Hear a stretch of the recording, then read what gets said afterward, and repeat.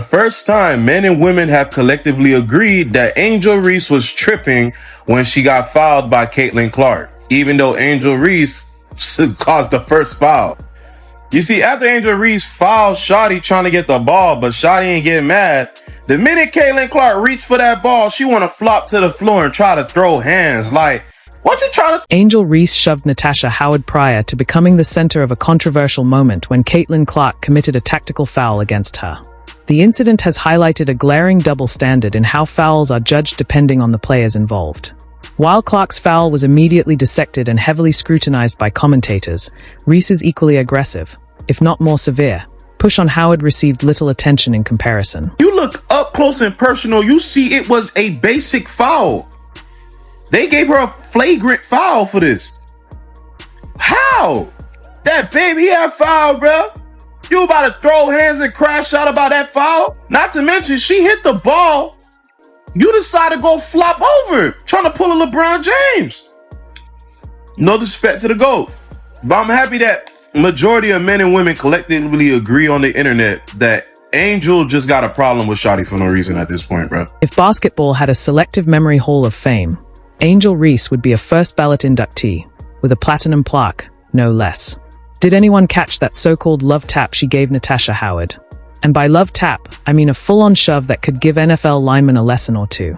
It was right there, plain as day, Angel Reese throwing her arms like a battering ram. Yet somehow, the referees seemed to be on a collective coffee break. What followed? Absolutely nothing. The whistle was as quiet as an empty arena during one of Reese's preseason games.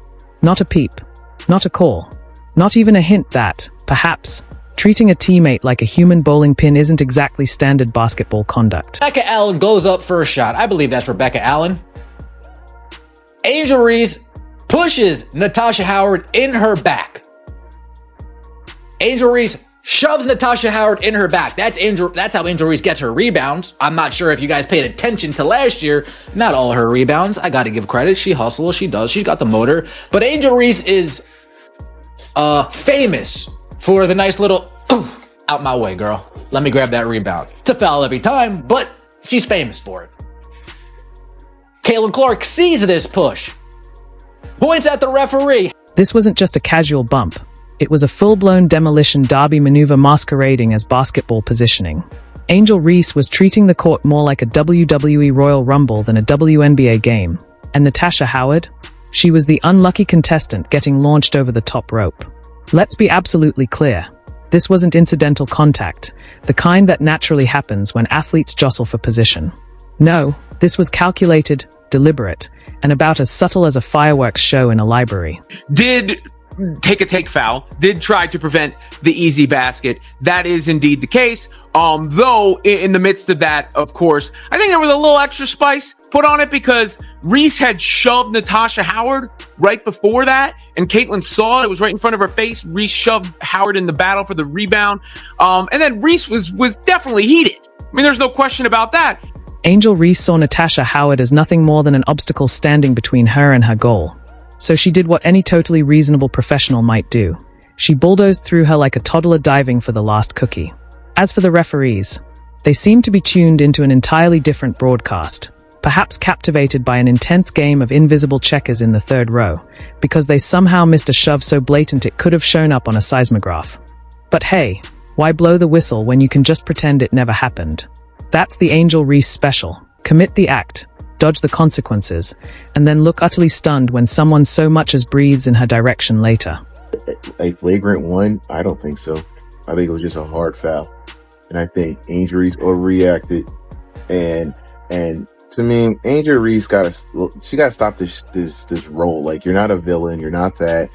Honestly, she to me is like that bully that will always give you a hard time until you punch him in the nose.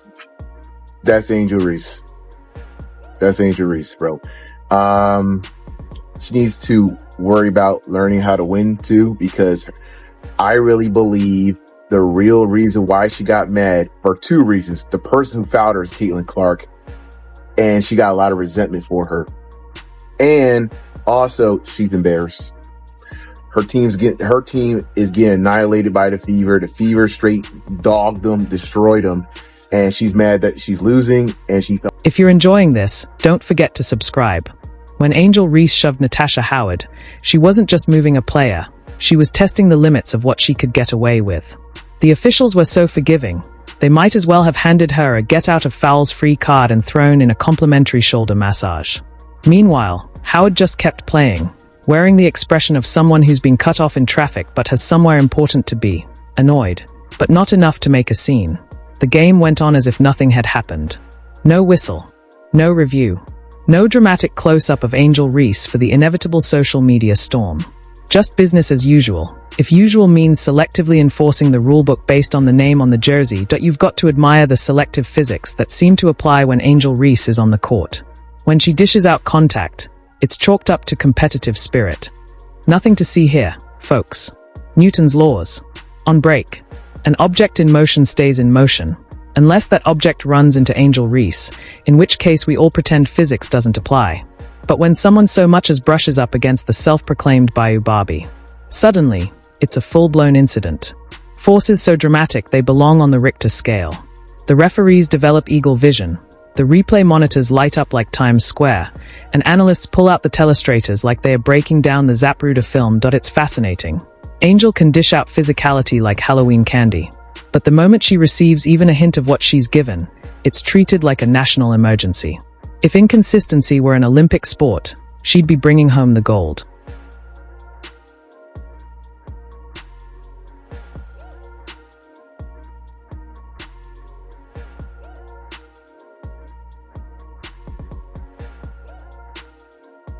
Okay.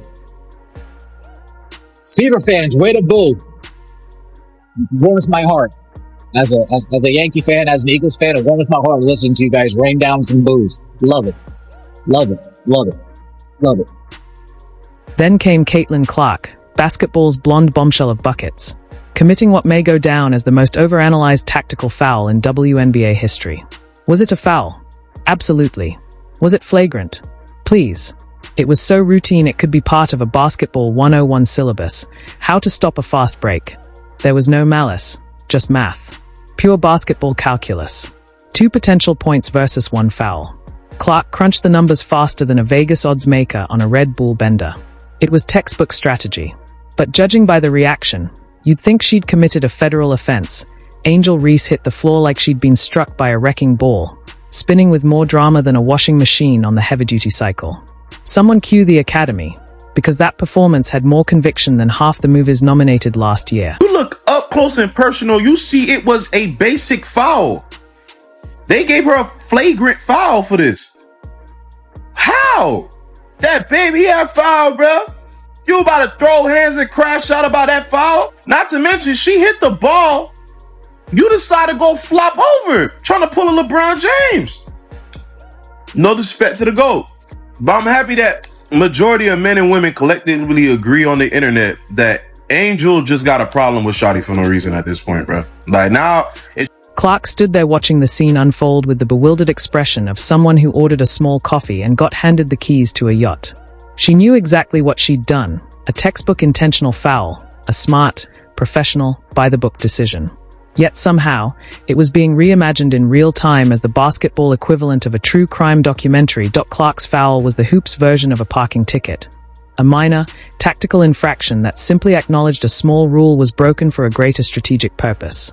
But judging by Angel Reese's reaction, you'd think she'd been served divorce papers on her birthday. Not since the golden age of cinema has anyone committed so fully to milking a moment. This wasn't malice, it was mechanics. Smart basketball. A split-second calculation to stop an easy layup, the kind every coach teaches and every great player has done. Michael Jordan did it. Kobe did it. LeBron still does. Every legend with a basketball IQ higher than room temperature has committed a tactical foul. It's as much a part of the game as squeaky sneakers and overpriced arena nachos. Clark didn't clothesline Reese. She didn't lay her out like an NFL linebacker. She applied just enough contact to halt the play. That was it. That was the entire crime. Meanwhile, Angel Reese's earlier shove on Natasha Howard had all the grace of a rhinoceros charging through a china shop. It wasn't strategic. It wasn't calculated. It was pure brute force, removing an obstacle because finesse clearly wasn't in the toolkit at that moment. But here's the fascinating part, not the fouls themselves, but the reactions. Clark accepted her penalty with the calm confidence of someone who knows the game they are playing. Reese, on the other hand, responded like she was auditioning for a medical drama. Character note: player gravely wounded by a gentle breeze. Caitlin Clark with a standard take foul to send Angel Reese to the line instead of giving her an easy layup.